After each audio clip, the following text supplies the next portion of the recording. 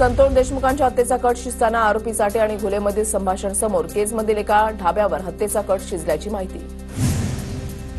बीड हत्या प्रकरणामध्ये वापरलेल्या हत्यारांची रेखाचित्र समोर, देशमुखांच्या हत्येसाठी आरोपीने हत्यारं बनवल्याचं समोर, सीआयडीनं आरोपपत्रामध्ये जोडलेले फोटो समोर, लोखंडी रॉड, पाईप, क्लच असलेल्या वायरचा मारहाणीसाठी वापर।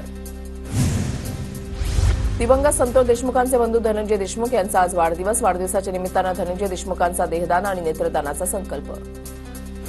सीआयडीकडून पुन्हा बीड सत्र न्यायालयामध्ये अर्ज, देशमुख हत्या प्रकरणाचा खटला केज कोर्टाच्या ऐवजी बीड सत्र न्यायालयातच चालवण्याची विनंती, अर्जावर 10 मार्चला सुनावणी। देवेंद्रजींवर पूर्ण विश्वास, ते कडक अॅक्शन घेतील, पुण्यामधल्या घटनेवर अमृता फडणवीस यांची प्रतिक्रिया। प्रशांत कोरटकरच्या रोल्स रॉईस कारवरून महेश मोतेवारचा धक्कादायक आरोप, केंद्रानं नेमलेल्या प्रशासकानं जप्त केलेली 500 कोटींची संपत्ती परस्पर विकल्याचा दावा।